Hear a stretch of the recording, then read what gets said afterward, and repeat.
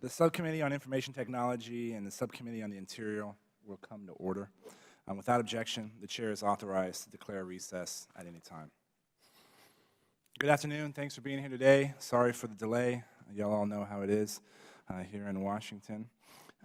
This is an important hearing, and in the wake of the data breach of the Office of Personnel Management, the committee remains deeply concerned with the federal government's plan to address cybersecurity. This do as I say, not as I do mentality is an affront to the American people and leaves our federal agencies and the PII of millions at risk. Today's hearing is the first in a series of hearings the Subcommittee on Information Technology will hold focus on the cybersecurity posture of federal agencies. This means not only compliance with FISMA, but also responding to the recommendations of an agency's Inspector General, as well as the GAO. I'm proud to hold this hearing jointly with Chairwoman Loomis, Ranking Member Lawrence, and the Subcommittee of Interior, and I'm always thankful for Ranking Member Kelly and the bipartisan way we have been able to approach cybersecurity and other issues on this subcommittee.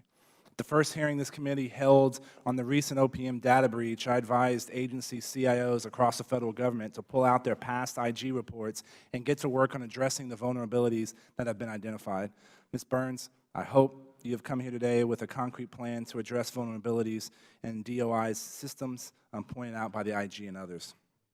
The Department of Interior Inspector General recently conducted penetration tests of publicly accessible computer systems and websites operated by DOI bureaus. What they found is alarming and is largely what brings us here today. The IG found nearly 3,000 critical and high-risk vulnerabilities in hundreds of publicly accessible computers operated by DOI bureaus. Let me repeat that number, 3,000. Even more concerning, the IG found that because DOI did not segment its publicly accessible systems from its internal systems, hackers could exploit these vulnerabilities to access internal and non-public DOI computer networks. DOI's internal networks support mission-critical operations and contain highly sensitive data. Not segmenting the public and the internal networks from each other is a failure of basic cybersecurity best practices. We need and deserve better from federal agencies and those in charge of securing our digital assets. There's too much at risk not to. In addition, DOI hosted the OPM personal file database that was breached and resulted in 4.2 million former and current federal employees having their personal and private information stolen. Since then, Director Archuleta has stepped down, and rightfully so. Several questions about DOI's role in the breach remain unanswered, including whether or not other agencies may have been compromised, how many breaches exactly took place at DOI, and whether or not the attackers are still in the system. Both subcommittees look forward today to having some of those questions answered. In closing, it is no secret the federal agencies have a long way to go to improve their cybersecurity posture. We have years and years of reports highlighting the vulnerabilities and actions of federal agencies. And we also have years and years of recommendations from IGs, GAO, and experts in and out of the government on how to address these vulnerabilities. Simply put, we know what needs to be done. We just need to do it. We need strong and capable leaders in place across the federal government to upgrade IT systems and shore up the current sorry state of cybersecurity at federal agencies. We need leaders who will listen to the recommendations of their IGs and others and take appropriate corrective actions based on those recommendations. The status quo is unacceptable. We need leaders who can put a solid plan in place and then execute it.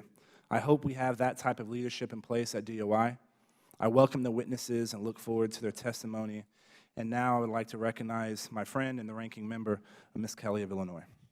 Thank you, Mr. Chairman, and welcome to the witnesses. The Oversight Committee held hearings on two major OPM data breaches. We learned that the stolen personal records of over 4 million current and former federal employees were kept on servers hosted by the Department of Interior. Hackers essentially not only gained access to OPM's personnel records, but in doing so, they successfully penetrated the department's data center where the records have been stored. Fortunately, an ongoing investigation into the OPM breach has so far not uncovered any evidence that any of the department's data was stolen during the time period hackers had access to its data center. But the fact that the department's computer systems were also hacked raises serious questions about the strength of the department's cybersecurity systems. Last week, the Department's Inspector General provided the committee with a draft report that identifies security weaknesses the IG found in many of the publicly accessible computers the Department maintains. Computers such as these are primarily used by the Department to share information with the public, collaborate with the business and research partners, and to provide employees and contractors remote access to Department networks. As the IG noted in his draft report, and I quote, "Publicly accessible computers operated by federal agencies are prime targets for exploitation and are highly sought after by criminals and foreign intelligence services." According to the IG, over the past several years, hackers and foreign intelligence services has been able to compromise the Department's computer networks by exploiting weaknesses in its publicly accessible systems. The IG's draft report provides a clear warning about a serious security vulnerability in the Department's publicly accessible computers. As I pointed out in my opening remarks at the subcommittee's first hearing this year, no organization is immune from cyber attacks and data breaches. As we saw this past year, sophisticated companies from Anthem to JP Chase were all targeted and breached by cyber attackers. I do want to acknowledge and thank Chairman Hurd for the bipartisan approach he has taken on the issue of cybersecurity. Mr. Chairman, I know we can work together to solve this. Thank you, and I yield the balance of my time. Thank you, Ms. Kelly. And now it's a pleasure to recognize Ms. Lummis, the chairwoman of the Subcommittee on the Interior, for her opening statement. Well, thank you, Chairman Hurd, for leading this hearing.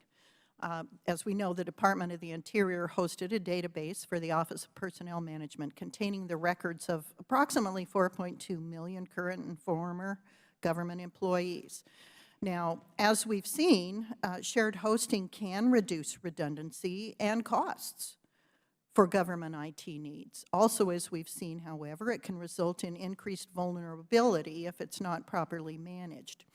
So in this hearing, I look forward to learning more about the response by Interior to the breach, their compliance with the Federal Information Security Management Act, and the Federal Information Technology Acquisition Reform Act, and past and future management decisions regarding recommendations by Inspectors General for improving cybersecurity. So thanks again, Mr. Chairman, and thank you, witnesses, for being here today. I yield back. When Ms. Lawrence, the ranking member of the Subcommittee on the Interior, is here, we'll recognize her for her opening remarks. Until that time, I'd like to turn to our witnesses and introduce them. And I'd also go to hold open the record for 5 legislative days for any members who would like to submit a written statement. I'm pleased to welcome Ms. Sylvia Burns, the Chief Information Officer at the U.S. Department of the Interior, Ms. Mary Kendall, Deputy Inspector General at the U.S. Department of Interior as well. Welcome to you both. It's also my understanding that our witnesses are accompanied by 2 additional experts whose expertise may be needed during questioning. And so I'd like to welcome Mr. Jefferson Gilkison, Director of IT Audits at the U.S. Department of Interior, and Mr. Bernard Mazur, Senior Policy Advisor in the Office of Inspector General at U.S. Department of Interior and the former Interior CIO. Pursuant to committee rules, our witnesses will be sworn in before they testify, including Mr. Gilkison and Mr. Mazur. So please rise and raise your right hands. Do you solemnly swear or affirm that the testimony you are about to give will be the truth, the whole truth, and nothing but the truth? Thank you. Please be seated. Let the record reflect that all witnesses answered in the affirmative. In order to allow time for discussion, please limit your testimony to 5 minutes. Your entire written statements will be made part of the record. And we're going to start with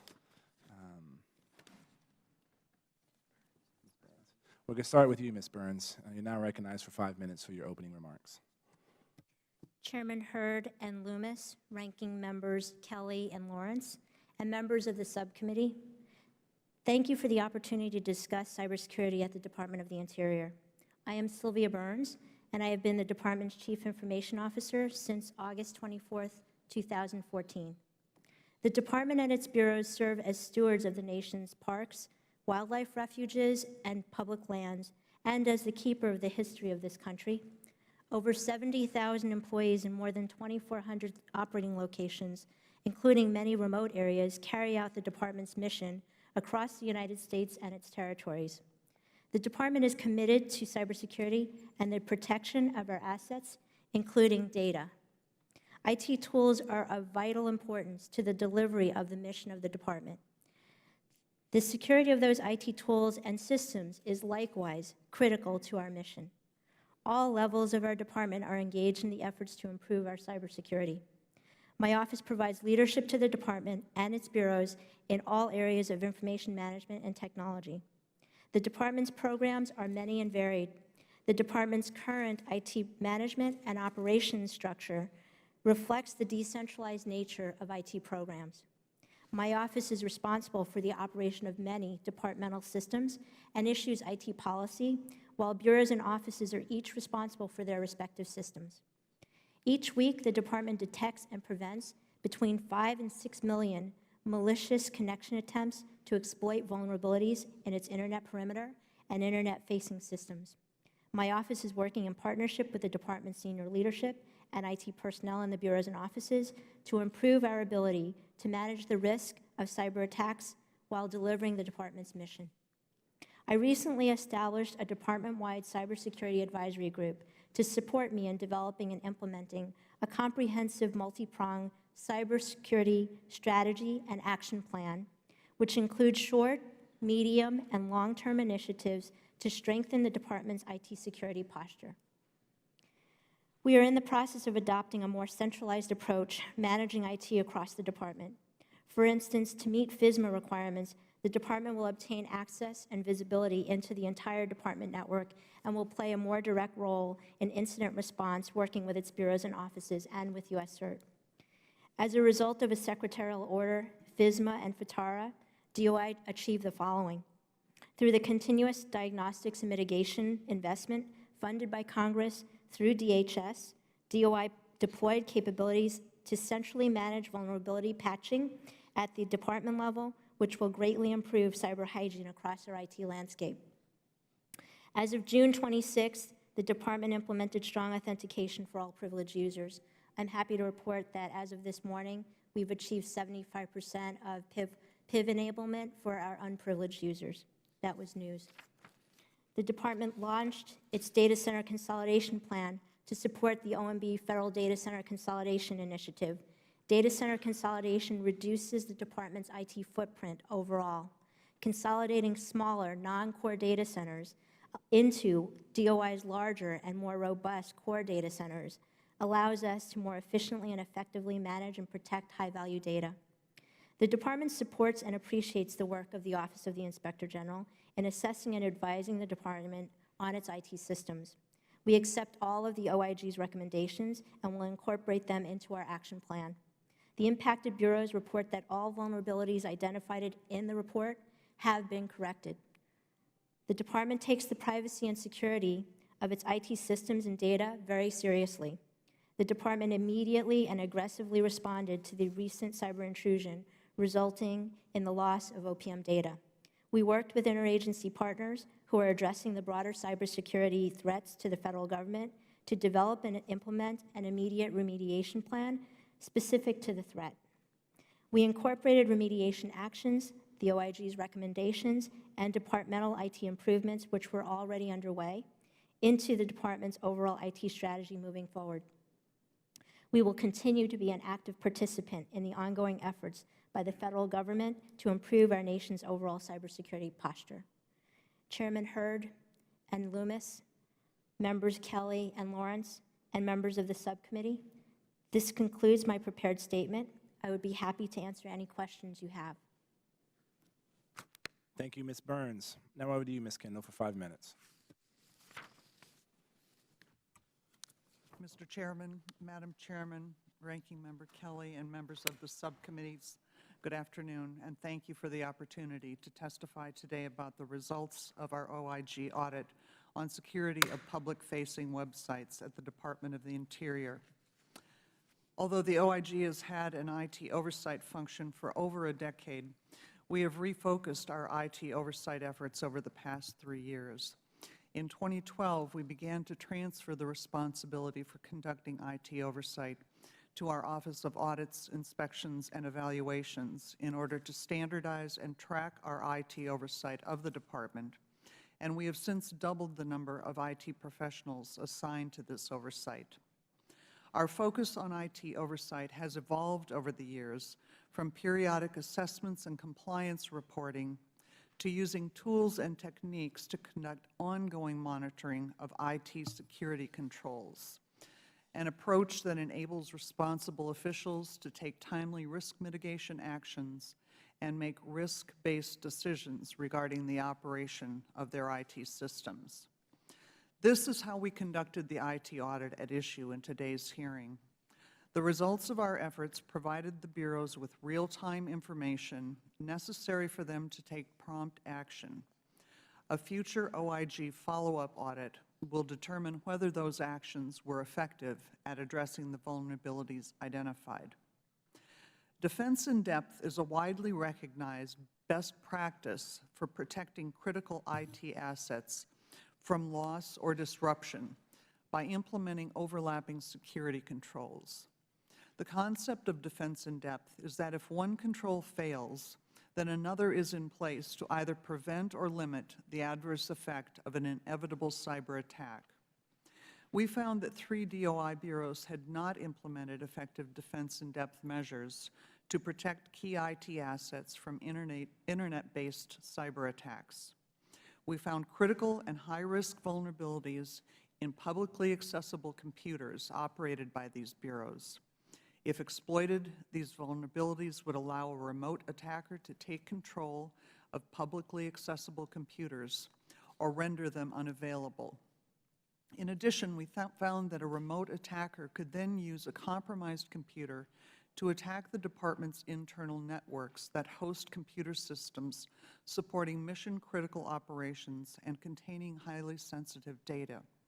These deficiencies occurred because the Department did not effectively monitor its publicly accessible systems to ensure they were free of vulnerabilities or isolate its publicly accessible systems from its internal computer networks to limit the potential adverse effects of a successful cyber attack. The results contained in this report are the first in a series of defense in depth. We made recommendations designed to help the Department mitigate identified vulnerabilities and strengthen security practices, reduce the opportunity for a malicious attack, and minimize the impact and potential opportunities to infiltrate non-public systems after a successful attack. The Department concurred with all of our recommendations and has begun to implement them.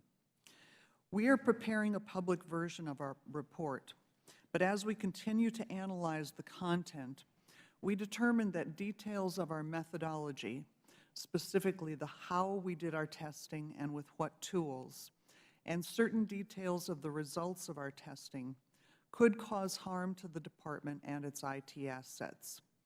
We will therefore redact this information along with the identity of the bureaus that were subject to our testing in the public version of our final report, which will be posted on our website. As is our practice, however, Chairman Hurd and Lummis, we will be glad to provide you with a copy of our full final report at your request. Mr. Chairman, Madam Chairman, ranking members, this concludes my prepared remarks today. I am happy to try to answer any questions you or members of the subcommittee may have, but I would also be assisted by Mr. Gilkison and Mr. Mazur. Thank you, Ms. Kendall. I'd now like to recognize the ranking member of the Interior Subcommittee, Ms. Lawrence, for 5 minutes for opening remarks. Thank you, Mr. Chairman. I want to thank you for holding this hearing and examining the effectiveness of the Department of Interior's cybersecurity practices. I also want to thank our witnesses for speaking with us today. I know some of you are returning. Recent cyber attacks in public and private sectors highlight the importance of enhancing information security policies and controls. Although the Department of Interior has not suffered a breach of its data in relation to cyber attacks on OPM, information security weaknesses have been identified by the Inspector General and exploited by cyber attackers.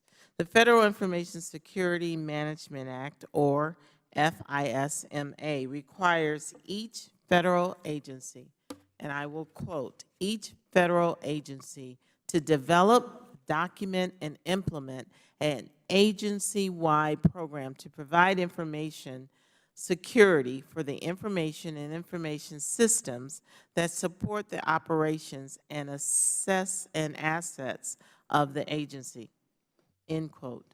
In the Office of Management and Budget Annual Report to Congress on FISMA for fiscal year 2014, the department was at or above compliance standards for several areas of effective information security. According to OMB's report, the department was given an overall cybersecurity assessment score of 92%, 16 percentage points higher than the average score for reporting agencies, which was 76%. However, I'm concerned that the department was identified as having weak profile, which means that the majority of unprivileged users are allowed to log on to network systems with a user ID and password alone. This is an increased risk of unauthorized network access. In closing, today's hearing provides an opportunity to gain an understanding from our witnesses of the challenges the department faces, to learn what DOI is doing to correct their information security deficiencies, and to find out what Congress can do to help ensure that the department has the people and the resources it needs to enhance its information security practices. Mr. Chairman, thank you for holding this hearing, and I yield back my time. Thank you, Ms. Lawrence. Now to begin our questioning portion of this afternoon, I'd like to turn it over for 5 minutes to Mrs. Lummis, the chair of the Interior Subcommittee. Thank you, Mr. Chairman. Thanks again for holding this hearing, and welcome witnesses. Appreciate your being here. Our committee recently learned that through a report of investigation about a high-level IT staffer at the Department of Interior's Office of Law Enforcement and Security. His name is Faisal Ahmed. Ms. Kendall, can you please quickly summarize the findings of this report? Chairman Lummis, thank you.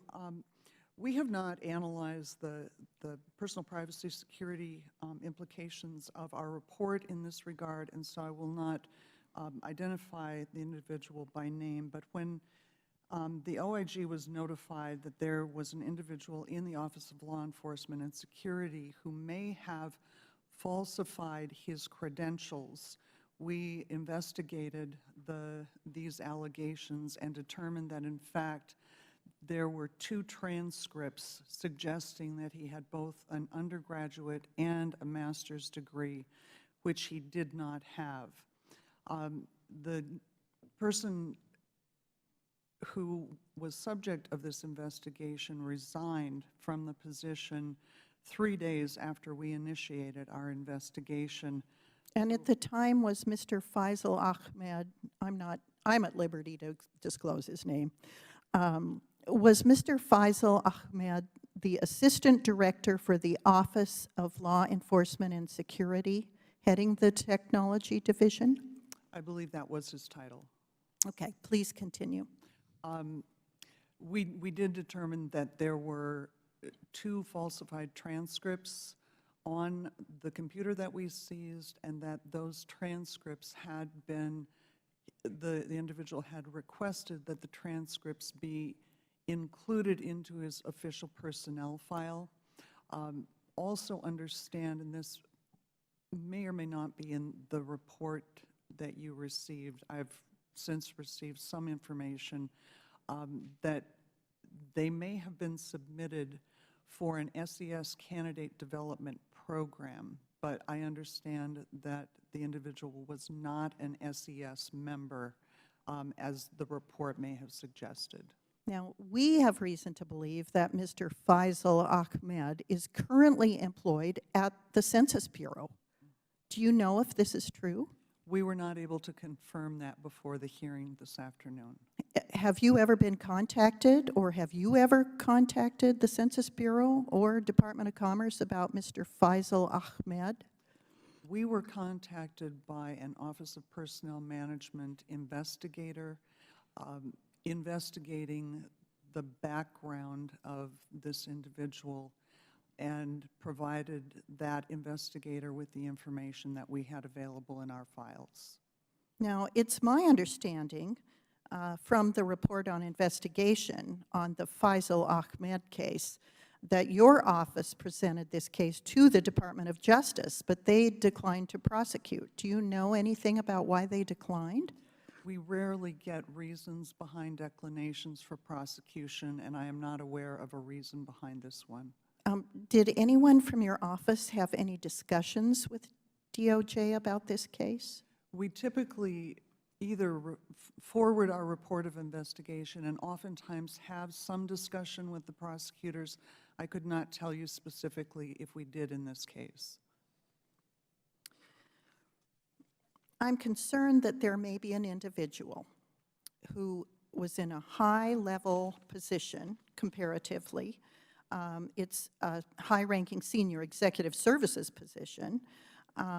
He had worked, as I understand it, DOI since late 2007, and that he held a security clearance. And so I'm a little concerned, well, I'm more than a little concerned, that he had access to law enforcement sensitive materials and other secure information, that he had falsified his background, and that now it appears that he is working for another federal agency, the U.S. Census Bureau.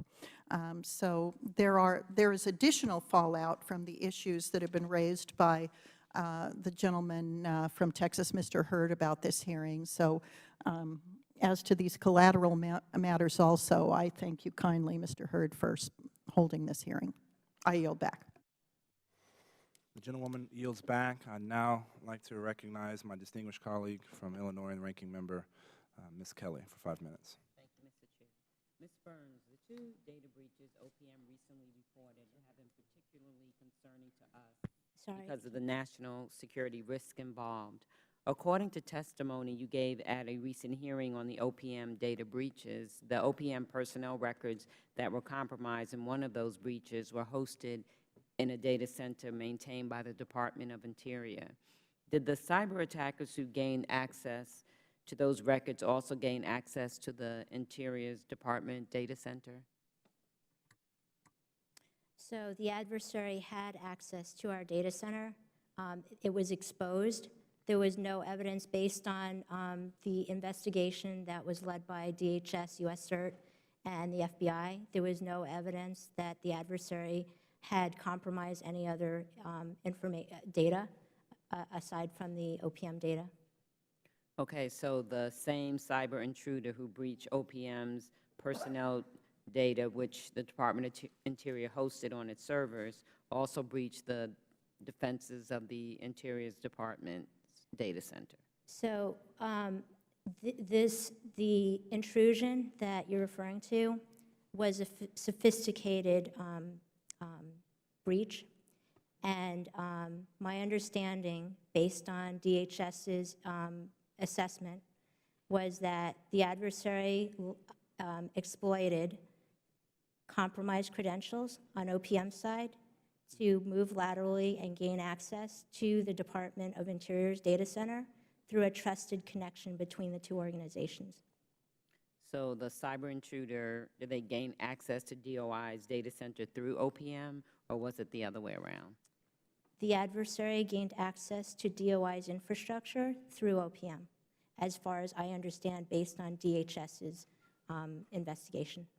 Has there been any investigation to determine whether the department's records were stolen once the attackers gained access to the data center?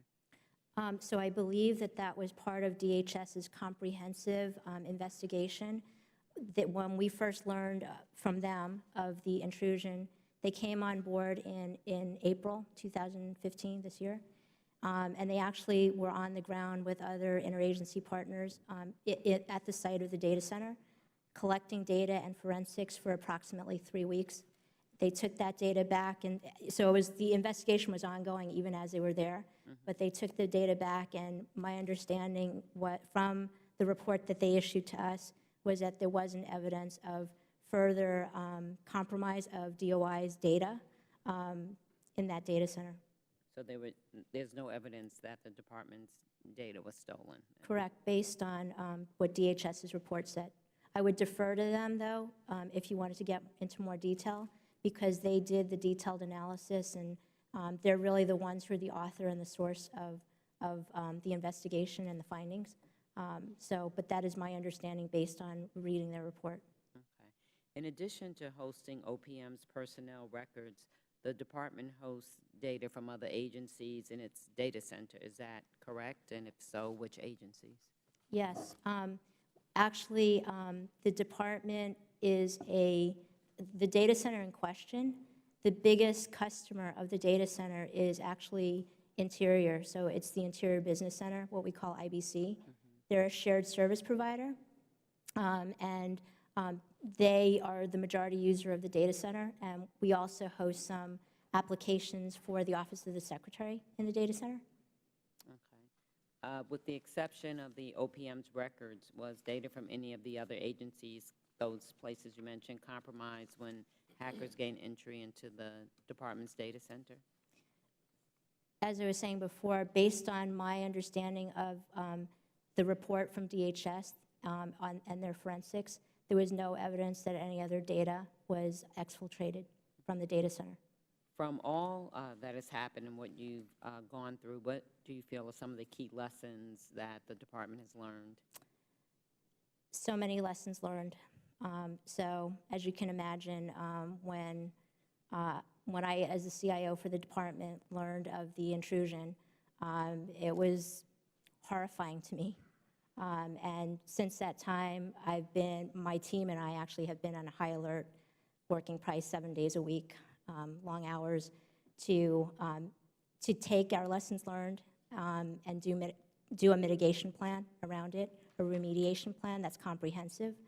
So lessons learned include things that we were doing already. So for example, the whole need for two-factor authentication. That's an important control that's needed. We were already working on it, so it was a performance goal that we had for the agency this year, and we had set those metrics for all of our bureaus and offices to achieve certain targets this year, and we were making slow progress to it. When the incident happened, it just created a different lens on looking at the need. And I think it made it crystal clear to everybody why it was so critical that we achieve two-factor authentication for, first of all, our privileged users, but then also our unprivileged users. And that's why we were aggressive about moving to getting all of our privileged users using their PIV cards to authenticate to their systems. And as I mentioned in my statement, we achieved that on June 26th as part of the Office of Management Budget's 30-day cyber sprint. So it just accelerated the work we had already started. In addition to that, I was proud to say that we achieved, actually it was at least 75% of unprivileged users today. So people have been working around the clock in my office, but also in the bureaus and offices, because we shared our lessons learned with our other counterparts in our bureaus and offices, because we have to all own this problem, and it will take all of us to fix the problem, and everybody has been taking it seriously. So I'm very gratified by that. Thank you for sharing. My time is up. I yield back. The gentlewoman yields back. Now I'd like to recognize my fellow Texan and colleague, Mr. Farenthold from Texas, for 5 minutes for questions. Thank you, Mr. Chairman. We've heard testimony that there have been Inspector General reports dating back to 2014. We've been talking about cybersecurity here in this committee since well before last year. It's pretty been a pretty critical issue. There were actually some recommendations in the 2014 start of the audit, yet it looks, in the audit, yet it looks like it really took this data breach to get you guys moving on it.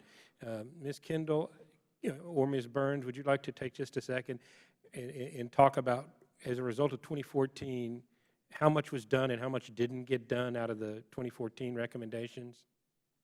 Ms. Burns, I'll let you. So I wasn't CIO for the department for the whole time, but as the report was written, I assumed the responsibility of this role. We had been working hard. So for me, when I first became CIO, I made cybersecurity a priority. And part of that was because there were things that were happening even before, right before I became But I mean, CIO. you got a huge breach that came in, that millions of federal employees' personal information got out. So I mean, you can talk about making something a priority, but it apparently wasn't, or we wouldn't have had a breach. Maybe it's impossible to completely stop a breach.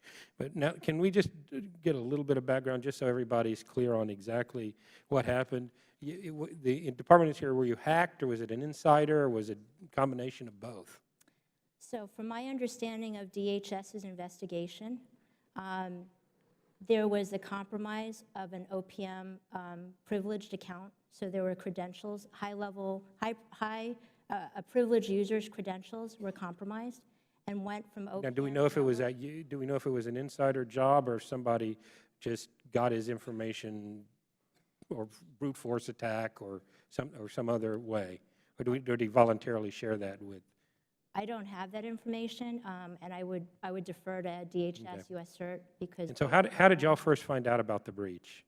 We first found out about the breach because DHS contacted us in April and sat down with me and my CISO and told me that they saw suspicious activity on our network. So how confident are we that they're out and that there's no Trojans or malware still somewhere in the system? So according to DHS, there's no evidence anymore that there's malicious activity. I assume you stepped up the monitoring. Absolutely, immediately. So that said, we don't take anything for granted. We're on high alert because there is the possibility that another breach could happen. And in our discussions with DHS, our remediation plan has to include our ability to quickly detect when something bad is happening so that we can shut it down quickly. Well, now, we've also got a July 2015 report that's saying there are potentially thousands of security risks that are still out there. I mean, is all the software up to date? Do you have the security software on all the computers? You're making people change their passwords? How confident are you you've at least got the basics down? So within the Office of the Secretary, directly where the breach happened, some of the things we did as remediation included things like password reset. If you're referring to the IG's report that referenced the vulnerabilities, as soon as we learned about them, I talked with the bureaus in question immediately about them. And as of before the report was actually issued, which I think is going to be soon, the bureaus corrected all the vulnerabilities that were identified in that report. And so as a follow-up to that, we would like I appreciate what the IG is talking about doing in terms of follow-on to ensure that they check to make sure the vulnerabilities are clearly corrected permanently. Vulnerabilities, though, it's a process. So it's not something that's a one-time hit. You have to continually do it. It's a process that you have to manage. You have to continually scan, look at what weaknesses exist, categorize the weaknesses so you know what's critical and high, and deploy your resources to the most critical weaknesses that you have that can have the broadest impact on the organization. All right, so we're videotaping this, and it's being broadcast on C-SPAN 8, the Ocho, or somewhere. But the video is out there. If you could talk to your fellow CIOs at other government agencies and give them some piece of advice so this doesn't happen to them, what would be the top 2 or 3 things you would tell them? And I'll let you answer that and yield back when you're complete. Okay. First of all, I think that it's To get this problem fixed that we have in the whole federal government, it takes strong leadership and drive, but it also takes everybody to help with this, because cybersecurity isn't isolated to IT. Cybersecurity is a responsibility of everybody. Nobody can abdicate their responsibilities there, or else we put ourselves at risk. So that's one thing. Another thing that I would say is that the FISMA metrics are right, but they are not the only thing that we need to be doing. They're one lens of what we have to be doing, but there's much more, and I think we have to act in the real world. So it can't be this paper-based exercise that we go through in checking boxes. We actually have to do things like what the IG did, which is get people to actually, it's kind of the red team, blue team type concept of getting professionals to actually try to attack us, but in a safe environment so that we can actually understand what the weaknesses are and put them on a list and do something about them quickly. That would be my advice to my fellow CIOs. Thank you very much, and I'll yield back. Thank you, Mr. Farenthold. Now I'd like to recognize Mr. Cartwright from Pennsylvania for 5 minutes. Thank you, Chairman Hurd, and welcome to all of our witnesses to our subcommittee. Ms. Burns, I'm going to ask you some questions.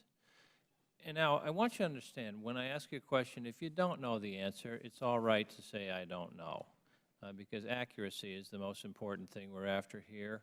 And I share Mr. Farenthold's sentiment that a record is being made today, and I want you to feel free to go back and look at these questions, and if you have more information, provide the information to the subcommittee subsequent to this hearing. Will you do that? Yes. Ms. Burns, in your testimony from the June 16th hearing regarding the OPM breach, you indicated that the Department of the Interior houses data for the OPM in the Interior Department's data center. Am I correct in that? Yes. When did the Interior Department first begin hosting data for OPM?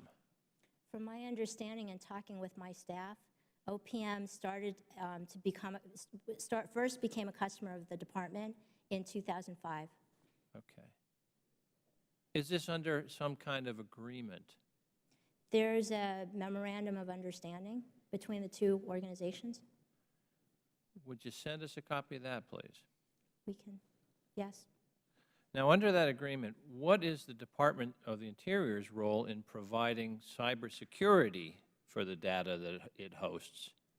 So the department's role, the department offers OPM our IT infrastructure, so it's hosting services. That's what they're consuming from us as a customer. Our responsibilities in terms of security go around securing the IT infrastructure. So that means we provide the data center, which has facility space, right, the physical security. It has the power and cooling, hardware, the servers, operating system, potentially even the database, and also support services to help OPM just maintain the actual infrastructure in terms of like system administrators, database administrators, that kind of thing. I don't mean to interrupt you, but the question is, under the agreement by which the Department of the Interior hosts OPM on its computers, how is cybersecurity treated under that agreement? The Department of the Interior, we provide the infrastructure. We're responsible for securing the infrastructure. That includes the network connection between us and OPM. Okay. And we encrypt our connection between OPM and us. How about money? Does the Department of the Interior receive any revenue from OPM for hosting their records on your data center? Yes, OPM is a customer, and we provide our services as a full cost recovery system. Good. How much do you get? I have to get back to you on that. I'm not sure. Thank you. Now, in the June 16th hearing, you also testified, quote, DOI also performs shared services for other agencies, unquote. Is that correct? Yes. Okay. Can you help us understand why the department is performing data hosting services for other agencies as well? Yes. So shared services is a concept of creating more robust, centralized points of service around specific activities.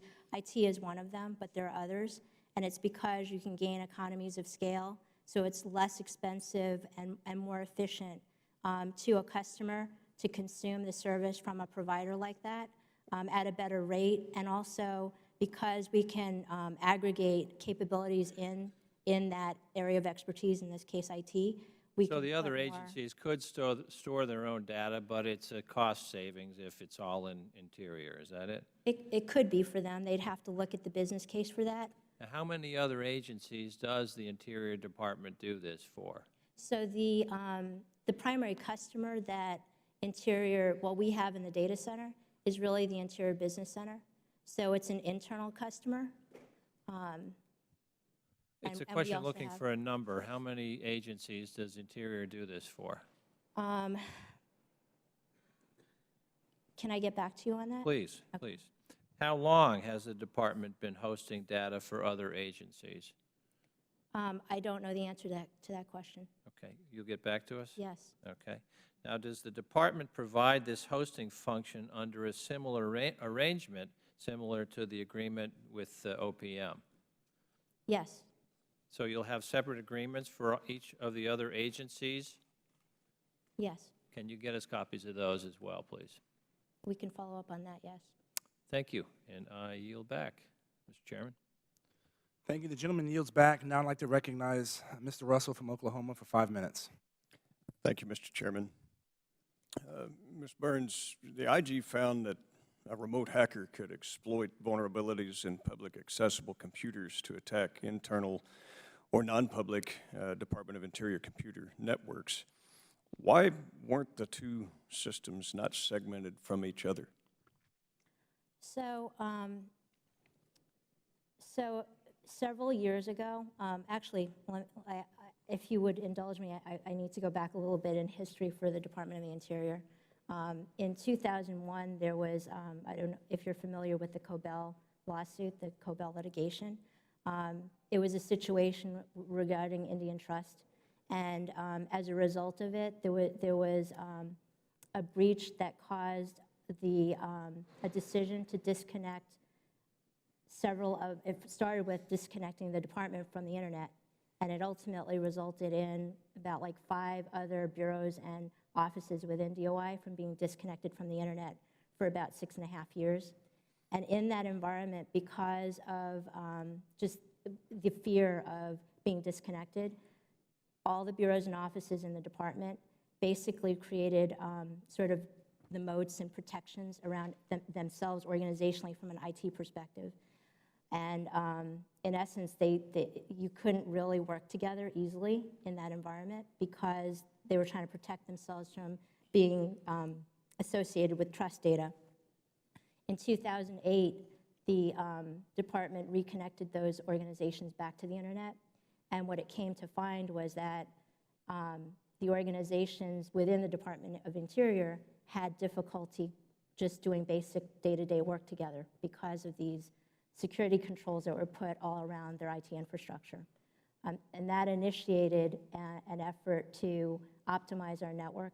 And actually, this was not during my tenure, so I'm speaking a little bit And in if the I past. can, on that, so we optimized it, but we also optimized it for hackers. And I guess, Mr. Mazur, you were the CIO for 4 years before Ms. Burns took over. So what efforts, if any, did you undertake to address these issues when you were in charge?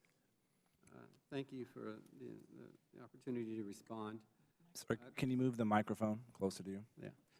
As Ms. Burns noted, the bureaus are very segmented. They're very fractionated. Before my arrival, we embarked upon an effort to say it would be great to have one Department of Interior network providing the telecommunication services on behalf of everyone. That started about 10 years ago. There's still an ongoing activities that are underway, but something that emerged out of that was protection on what we call the perimeters. And the perimeters on the network were the bureaus are making the determination that they would provide protection on the perimeters. At the TICs, the Trusted Internet Connections, is the department provides protection on incoming and outgoing traffic, but one of the results of the report showed that if people set up website servers inside our environment, they're liable for exploitation into interior network operations. And so I always counseled whenever we had an incident, and we had incidents whether it's malware or APT, advanced persistent threats, was when our team became aware of it, we would work with that bureau and all that to remove the particular affected server from there. I also encourage people that were hosting websites, please, for gosh sakes, get off of the environment, put yourself into a separate enclave. So one of the efforts that occurred during my tenure is the department embarked upon a cloud solution for public websites. So the DOI.gov, quite a few of the websites that we're seeing, they're all migrating to a public, a government cloud service provider that has a FedRAMP moderate categorization on those activities. Well, and I guess, you know, we see Intel 101 says compartmentalization is good, you know, because it creates barriers. It also creates efficiency problems. We acknowledge that. So my question for Ms. Kendall or Mr. Gilkison, as I yield back my time at the conclusion, is how do we balance the optimization with the security, and what would you recommend for the fix? I think Mr. Mazur identified the cloud as being one of the fixes. We had several recommendations, 6, I believe, total in this report, but the cloud was one of them. The other was to remove these outward-facing computer systems from being connected to the inside of interior systems. So you could provide information to the public, to the outside, without access or connectivity and compromise to the internal. And thank you. I yield back my time, Mr. Chairman. Thank you, sir. Now I'd like to recognize Ms. Lawrence from Michigan for 5 minutes. Thank you, Mr. Chair. Ms. Burns, what is the department's plan and timeline for implementing the IG's recommendations? So we're doing some things immediately. I have already, as soon as I saw the draft report and what the findings and recommendations were, I started to talk with all of our Bureau IT leaders about things that we needed to do. So we are engaged in conversations with our bureaus and offices right now about things that we want them to do right away to mitigate the situation that was identified in the IG's report. And that's a short-term action because of the real issues, right? And the threats, the vulnerability, the weakness it presents to the department. There's longer-term things that we need to do. And some of those longer-term things go to things like network segmentation. A form of network segmentation, as in the previous question, is creating what they call DMZs. So it's what they call it's a demilitarized zone. It's basically a safe place, right, to put externally facing systems and configure them in a certain way where they're secure and they don't do what was described in the IG's report. So some of the immediate actions that we have, we can tell everybody, give them guidance on what they need to do right now. Longer term, I believe we need to move to a consolidated enterprise-wide DMZ for publicly facing systems. And as the IG's office was also saying, embracing the cloud more for our systems. Do you, sitting here today before this body in this hearing, do you see any obstacles that will stop you from addressing these concerns or would cause you a challenge that we need to know about? Right now, I think I feel very fortunate in that we have the full cooperation of the organization at every level. And that if there's one big impediment, it would be that. It would be resistance. And I'm happy to say that right now, and I think it's because of just the stark reality of the threats and what even, you know, it hit home for DOI, that everybody is cooperating and doing the right thing and they want to do the right thing. So leading that effort, I think, will be easier because we have the full cooperation at all levels.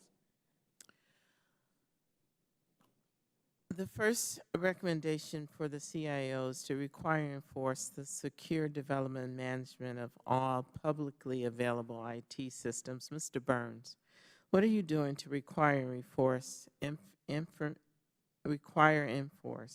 information security improvements across the various bureaus of the department?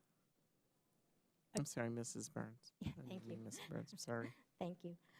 So actually, I have to thank you all for passing FITARA, because I think FITARA is pivotal legislation that helps us to drive the consolidation and centralization of the things that we're talking about today.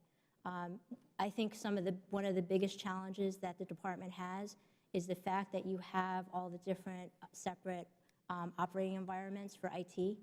That has to come under kind of a single presence of mind, if you will, under the CIO. And so there are challenges in the bureaus and offices, even with programs who are in far-flung places in the country, who are doing whatever they're doing because it's the best way they know to do their job, but they're not getting any direction, central direction, from their bureau and from the department. I think that FITARA positions us to fix that problem, and the department is very committed to following through and taking advantage of all the provisions of FITARA. Mr. Mazur, you're the former Interior CEO. Do you agree that there are challenges to dealing with multiple bureaus, and do you feel that we are on target to meeting the requirement to enforce security improvements? As I used to work in intelligence, so it's always a trust but verify within the IG. We looked at, when we did this one particular job or activity on the web inspection, that was just one area of vulnerability in the broad surface of what could confront the department. Websites are very easy to do hacks on. They're very easy to do activities on. We do want to do examinations on how well the credentials. Are people using two-factor authentication? Are there too many elevated privileges for users on applications? We're looking at activities like, we're all in a mobile world. What does everyone have when they're taking things away with them? Is we're looking at assuring that there's a mobile device management put in place on any particular devices that our people are looking at. We're also looking at interconnection agreements in terms of who we have with different agencies, if we are acting as a shared services type of provider. And in some of those interconnection agreements and all, if they have those, we want to assure that they're coming underneath a trusted internet connection, those TICs that provide that perimeter protection from the outside world. Some of the agencies might be doing direct circuits. They might be encrypted. They might not be. Some agencies are using things called MTIPs, which is outside of an agency's way of monitoring internet traffic. So remains to be seen. We are very gratified and pleased by the progress of the department in responding to the web inspection activity, as when the department in the past would do these things during Mr. Burns' tenure or mine, is the ability to do scans on those network perimeters was very limited. We might only use just one particular scanning tool or another scanning tool that might come up with a couple of hundred vulnerabilities. If you had a organized, advanced, persistent adversary that used a variety of tools that really illuminated to the department and all that, the steps that need to be taken. Thank you. Mr. Blum, you're recognized for 5 minutes.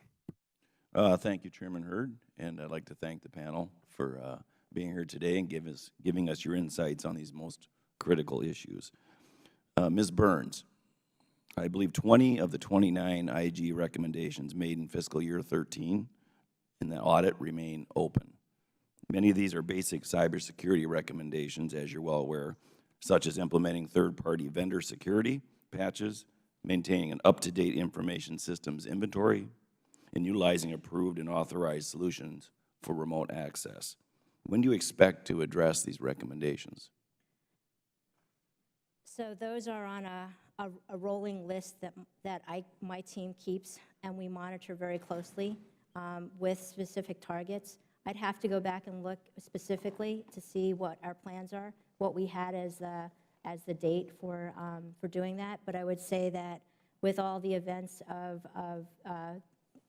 the past few months, there's heightened attention to all things related to cybersecurity.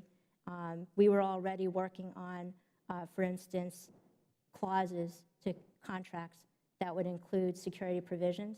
And so those things were already underway. Do you plan on implementing all of them? We would like to implement the things that, I think if we agreed with them, we want to implement them. Did many of these stem from your, before your tenure as CIO? Yes, sir. So that would be Mr. Mazur then, is that correct? That would be correct. What did you do, Mr. Mazur, in your tenure to address these? 20 of the 29 remain open today.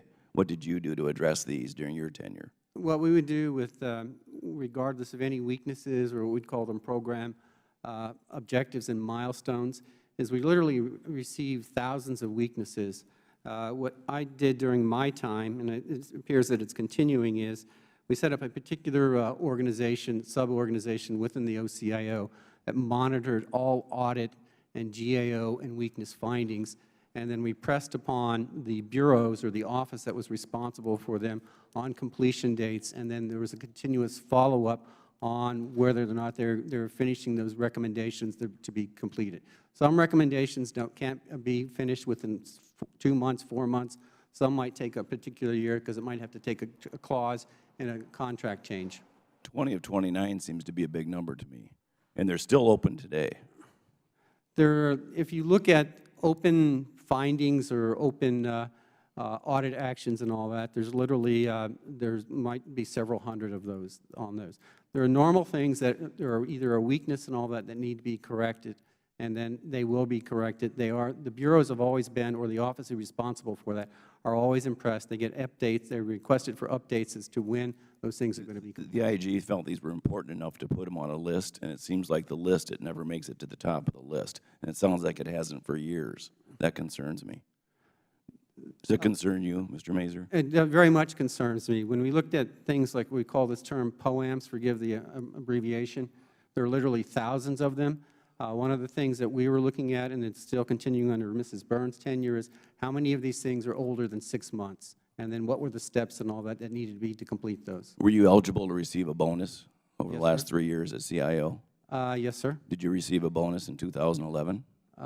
Yes, I did. Did you receive a bonus in 2012? Yes, I did. Did you receive a bonus in 2013? Yes. Ms. Burns, did you receive a bonus in 2014? I have a minute left. My last question, Ms. Burns, if there were another hack of the agency's servers in the Department of Interior today, what could the hackers do? What kind of damage could be done? Could they access other areas of the Department of Interior servers? Could they access other agencies' information if it happened today?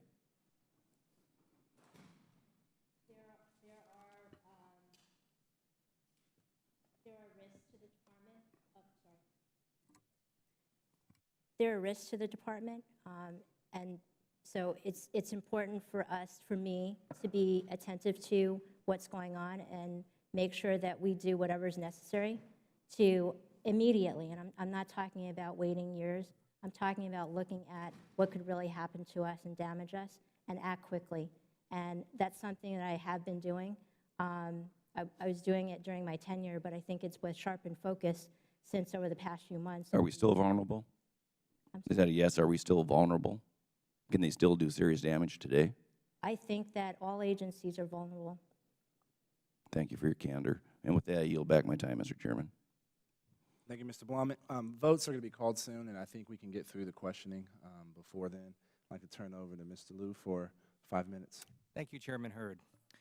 Ms. Burns, at the Department of Interior's data center, you don't house the CIA's list of covert spies at that data center, correct? Correct. And you don't house our nation's classified nuclear launch codes at that data center, correct? Correct. And in fact, you didn't house OPM's security clearance database either at that data center, right?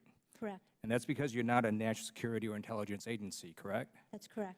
So I'm going to read you the mission statement of your department. which is the Department of the Interior protects and manages the nation's natural resources and cultural heritage, provides scientific and other information about those resources, and honors its trust responsibilities or special commitments to American Indians, Alaska Natives, and affiliate island communities. And with the indulgence of the chair, I'd like to put this into the record. So moved. Mr. Chair, I also like to enter the record the mission statement of OPM, which is the following. Through our initiatives, programs, and materials, we seek to recruit and hire the best talent, to train and motivate employees to achieve the greatest potential, and to constantly promote an inclusive workforce defined by diverse perspectives. OPM provides human resources, leadership, and support to federal agencies and helps the federal workforce achieve their aspirations as they serve the American people. OPM is not a national security or intelligence agency either, isn't that correct? It doesn't seem so. Right. So I just want to make a point that for the same reasons we don't house our crown jewels of American intelligence at the Department of Interior, there is no way we should be housing it in a human resources agency. Now, I'd like to move on to their actual database that was breached at your data center, which was a 4.2 million personnel records that were not the security clearance records. OPM testified in one of the early hearings that they didn't encrypt their information because it was in COBOL language. And they said they couldn't do that. But that's not true, right? COBOL can, in fact, be encrypted. Right? There's nothing that says you cannot encrypt something written in COBOL. Isn't that correct? I'm not an expert in COBOL, so I can't answer that question. If you could get information back to us on that, that would be terrific. Yes. And then let me ask you, when they breached the system through OPM into your data center, you said that no other information was compromised. Is that because the hackers found other information uninteresting? In other words, they could have gone to all these other databases and they chose not to? Or did you actually have protections there that prevented them from going to other databases that you were housing and storing? So I can't speculate about the motives of the attacker. What I know from the assessment that DHS performed, and they're the best source to talk about the specifics of the forensics that happened. There was no evidence of compromise of other data aside from OPM. Let me ask this another way. If someone is in your data center in one database, can they look at your other databases of other agencies or of your own secretary's information? So I would want to confirm this with my team, but I believe the answer to that is no. We use access controls and other methods to protect the data, other data in the data center that's different aside from the OPM data. So Is that no now or no at the time or both? I'm sorry, could you repeat? I didn't hear you. Was that the, if it's no, was that also the case when this breach happened? Or Yes. was it fixed later? No, it was always that way. Okay, thank you. And then let me conclude by commending you. You said something that I found important. You said, we own this problem. So I appreciate that you said that. It shows that you understand that is not the responsibility of foreign enemies or hackers to protect our systems. It is our responsibility, that you understand the gravity of this issue, and that your view is we're going to try to prevent breaches, and that you're not going to measure your success by happening to find a breach 4 months later or a year later, that you're going to try to prevent these breaches in the first place. So I appreciate that, and I look forward to working with you. Thank you, sir. I yield back. The gentleman yields back. Mr. Palmer from Alabama for 5 minutes. Thank you, Mr. Chairman, and I'd like to thank the witnesses for coming. Ms. Burns, I think it's been established that there were known vulnerabilities and that Department of Interior had suffered actual attacks that exploited some of these vulnerabilities prior to your team coming in. Is that correct? I'm sorry, I can't hear you. Could you repeat the question? Okay. Sorry. What I was saying is that there were known vulnerabilities and that the Department of Interior had suffered actual attacks that exploited these vulnerabilities prior to your coming on. Is that correct? I believe that is correct. So you knew that there were vulnerabilities, and you're also aware, I would assume, that the Sakula malware, which has been tied to the OPM attack, had been also tied to the Anthem cyber attack. Were you aware of that? I participated in briefings with DHS and OPM. Did it not occur to you that you needed to evaluate the vulnerabilities at DOI for a potential cyber attack from what we knew in terms of the malware that was used in the Anthem attack? So I think I need to clarify that from my understanding of the incident that involved OPM. No, I'm talking about going back. You knew there were vulnerabilities. You knew that there'd been prior attacks. We also knew that the Sakula malware had been used in the Anthem attack. Did it not occur to anyone that such an attack on the scale of the Anthem attack could occur at DOI? So I think that we have to be, as I said, on alert about the dangers that are out there in terms of cybersecurity. No, ma'am, that's a yes or no. You either did the due diligence or you didn't. Could I, if I could, with greatest respect, just clarify that the breach from OPM into DOI did not happen because of a vulnerability in DOI's data center. It happened because of compromised credentials of a privileged user on OPM side that then moved into DOI's environment. So it was not because of a vulnerability. Well, all right, thanks for making that clarification. Mr. Mazur, you were the Chief Information Officer for 4 years before Ms. Burns took over. What efforts, if any, did you undertake to address these issues when you were in charge? When I assumed the role of the CIO at the Department of the Interior was basically predicated that CIO's office was a policy shop. The CIO's office would promulgate policy to the respective bureaus and offices to assure that they were taking care of things like security, capital planning, enterprise architecture, systems lifecycle development. I embarked upon for 6 months, we worked on a draft that became known as the 3309, the Secretarial Order, which says we need to consolidate Klinger Cohen functions like capital planning, enterprise architecture, and security underneath one CIO. And then we also stated that we need to move common infrastructure that everyone uses underneath one particular entity. We worked on a strategic plan. Arising out of the strategic plan, we settled on things that we call service towers. I've only got a minute left. Yes, sir. I appreciate I'm sorry. the detail of the answer, and if you'd like to put the balance of that in writing and provide it to the committee, I'd be more than you're welcome delighted. to do so. Okay. I'd also like to know, was the database that the Interior hosted, including the OPM, encrypted? Ms. Burns. I'm probably not the right person to ask about that because OPM is the owner of the data.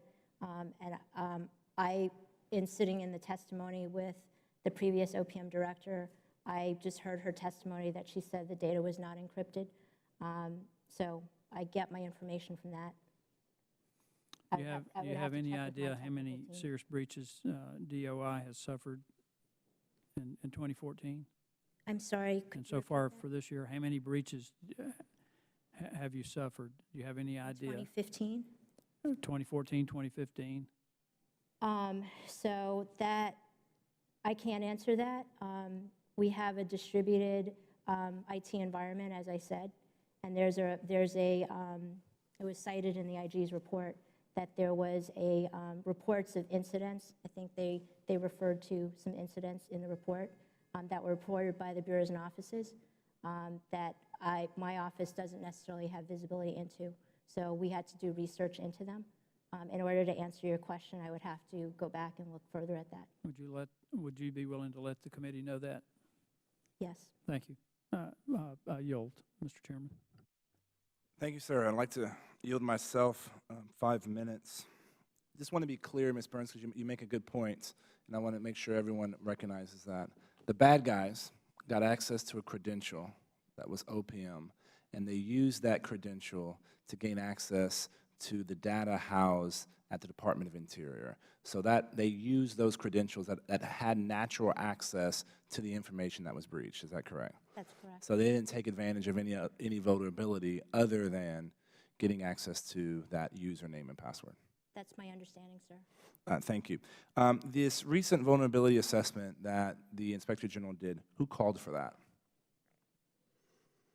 We initiated it ourselves, sir.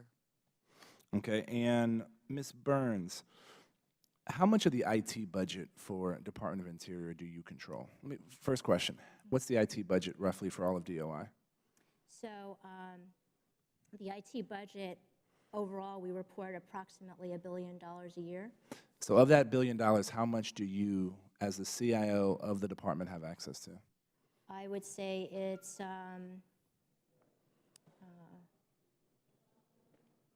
Roughly. It's approximately less than 200 million. So you're the CIO of the entire department, and you have access to less than $200 million. Isn't that a problem? I think that the provisions that you gave us in terms of authorities to CIOs and FITARA, whereby I have to approve IT spending, helps, even though I don't have the money, all the funds for the IT portfolio in my direct budget, it gives me significant influence. You have a little bit more control, is what you're saying. And now let's focus on the assessment that was done. The draft report that we have access to said that nearly 3,000 critical and high-risk vulnerabilities in publicly accessible computers operated by 3 DOI bureaus was found. Is that correct? Yes. Have all of those been remediated? From my understanding, yes. But I also have information that indicates, and Ms. Kendall, you may be able to confirm this, that the Department of Interior's total number of publicly accessible computers is unknown because the department doesn't perform discovery scans of their publicly accessible information. Is that correct? I believe that's correct based on what we conducted in terms. So that number could be significantly higher than 3,000. It could be. And there could no, be I'm sorry. I believe that 3,000, and I'll ask this, was the vulnerability. The total vulnerabilities. Okay. Yes. So the number of publicly accessible websites that have these vulnerabilities is higher than what it is because we don't know what the total summation It of could those potentially be, yes. So I would have liked, and again, if this is publicly accessible information, those 3 bureaus that's doing it, that's not classified information because the bad guys can figure that out. Right? That's just a point for me because I would have liked those 3 CIOs to be here because they probably have a budget probably larger or in line with yours. Is that correct, Ms. Burns? I can't tell you. I don't have that information with me right now. So the remediation of those 3 bureaus, was that overseen by your office or was that overseen by CIOs from these various bureaus? The remediations ultimately would have been overseen by, so we don't call them CIOs. We changed that when that secretarial order was issued. We call them Assistant Directors for Information Resources. And they head IT in the bureaus, but I would tell you that IT in the bureaus is not centralized under them. So while they would oversee the mitigation of the vulnerabilities that you're talking about, those vulnerabilities could have resided at a lower program level that was outside of the chain of command of the bureau. And Mr. Gilkison, maybe you're the right one. Isn't that pretty outrageous for designing management control of an IT system? Well, it's certainly not optimal, Mr. Chairman, I would say, but I'll but take I guess that. it's a highly decentralized organization. I think that's just kind of coming And through. is there a move afoot, Ms. Burns, to centralize some of this information? yes, there is, sir. Under FITARA and our implementation plan for FITARA, there are plans to bring that more under a centralized management. And I'd like to, without objection, submit the Department of Interior's response to the IG report to the record. And in this report, they talk about, y'all talk about how long it's going to take to fix all the problems that the IG report identified. When do you think all those are going to be done? Some of it is dependent on resources because I have limited staff to be able to do stuff. I think that at the same time, it's my obligation to be be prudent about how we use the money that we have. And that includes leveraging the bureaus and offices as much as possible to be able to fulfill the fixes that go along with the recommendations. So as I said, we do the best we can with the resources that we get. There are some immediate things that we can do to protect us against the immediate threat. And as I mentioned, I'm already talking with the bureaus and office about those things, so we can take immediate action. The longer-term things do have costs. And Ms. Burns, I want to join my colleague from California in thanking you for taking responsibility for this. And you said something else in your opening remarks that I'm going to have to go back to the record and write down. And this is not just a paper-based exercise. You got to roll up your sleeves and actually do something. And I appreciate that mentality. But I also want to make sure that what were the people that you called? They're not CIOs of bureaus anymore. Assistants. We call them ADers. 80. ADers. ADers. ADIRS. Let your ADers know that they should be sitting alongside you as well. And I appreciate you being here to answer the questions for the folks that are all in the organization of DOI who have the responsibility for fixing some of these issues. And I recognize it's not necessarily all in your area of control as it should be. And so we want to make sure that we continue looking at things like FITARA and FSMA and how we can strengthen, your control over these issues, because we're going to be holding you responsible. And if we're going to hold you responsible, you should have the tools to fix the network. So I want to appreciate everyone for coming out today. This is an important topic. I'd like to yield a minute to my colleague from Texas. Thank you. I realize we were in a hurry for votes. I was next door dealing with excessive regulation in the EPA, but Jeff from my office, as both Ms. Burns and Ms. Kendall spoke positively about moving more information and more of the IT to the cloud. And I just wanted to get both of y'all to quickly tell me if there's anything that Congress can do to help enable that and move that along. From my perspective, I'm appreciative for what you did with enacting FITARA and the new version of FSMA. I think they help us greatly. And before I would ask you to do anything more, I would say let us take the tools that you've given us and try to do the best we can to make them work in our organizations. Ms. Kendall, did you want to add anything? I would only add that when we briefed staff on this report, one of the questions was what kind of financial resources need to come along to make these things happen. And the IG does not make those recommendations, but I would encourage the department to provide that information to you as well, because I think it is very much a resource-driven. Right. Thank you all for being here, and thank you for your work. Without objection, I'd like to provide put the IG report on Faisal Ahmed on the record, and without objection, so ordered. And I'd like to thank our witnesses for taking the time today and appearing for us. This is an important issue and something that this subcommittee is going to continue to investigate. And Ms. Burns, we're here to be supportive and make sure that you have all the tools you'll need to do your job. Thank y'all. And the subcommittees stand adjourned.